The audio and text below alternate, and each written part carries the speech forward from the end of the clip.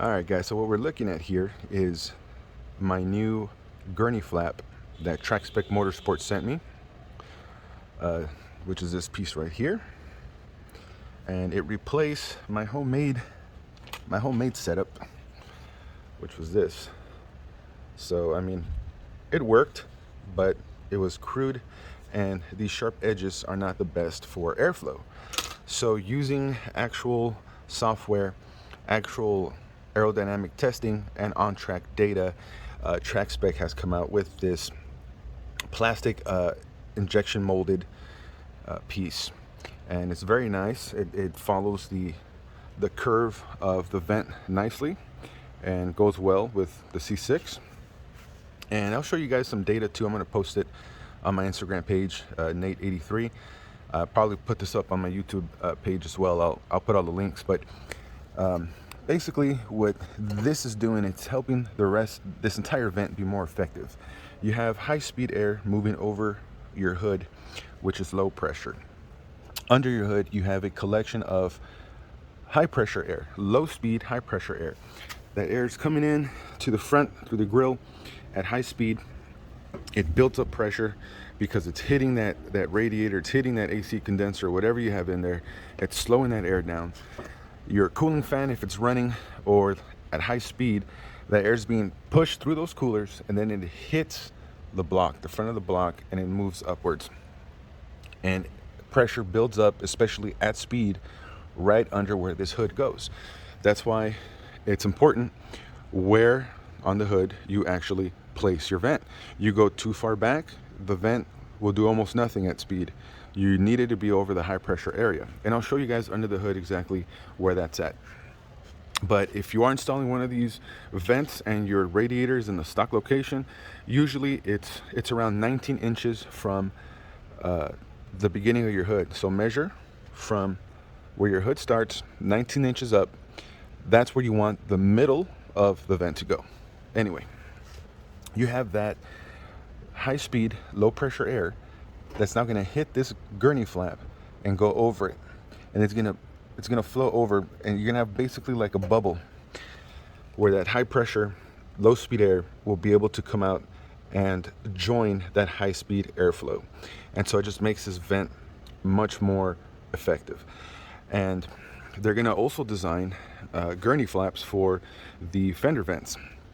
So they're going to let me know when they get those done. But those are going to look pretty cool too there, just to make this much more effective. And everything works in tandem. Everything's functional. On my car, everything I put on it is functional. So these vents are getting that turbulent air that builds up in your wheel well. It's getting them out of there. And on the front, that's what this thing does here. For my ACS splitter, that air's coming around the bumper. It's hitting this deflector here, and that's putting the air over the wheel. And so it's allowing that buildup of air there to escape and makes the car a bit more aerodynamic. So it's hitting this rounded edge versus hitting a tire straight on. So that's why those are there. But anyway, on this one, I've attached it with Allen head bolts with nuts on the underside. These are on with rivets. On the hood, I like using screws because it's easier to take off. If you ever have to take the vent off for everything, for anything, you don't have to drill out rivets. You just unbolt it, it comes off in case you want to put it in another hood, whatever. So that's why I use those Allen screws. Now let me show you why you want to put the vent there. Let me show you under the hood. So here's a look at what the hardware looks like. Nothing special, just nuts and washers. Does a good job of holding everything in. So as you can see here, where your radiator ends, your fan, that's the fan shroud. So that air's coming out. It's hitting, it's flowing out of the coolers. It's hitting the block right here, and it's building this high pressure area right here. So if you put your vent here, it does nothing. If you put it too far back here, all of this right here, this is a high pressure area. You put a vent here, you're gonna get air into your engine bay instead of out. So you want it right over this area right here to get this buildup of air out of there.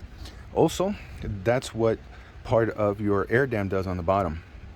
Your air dam kind of works the same way this gurney flap does, and it's creating basically a low pressure area where this high pressure buildup of low speed air can escape from under the car by joining that airflow under the car. So it works in the same principle. So that's why when I tell guys to measure, it's usually 19 inches or so from here to here. So this is, you want your vents over this area. So that's pretty much it.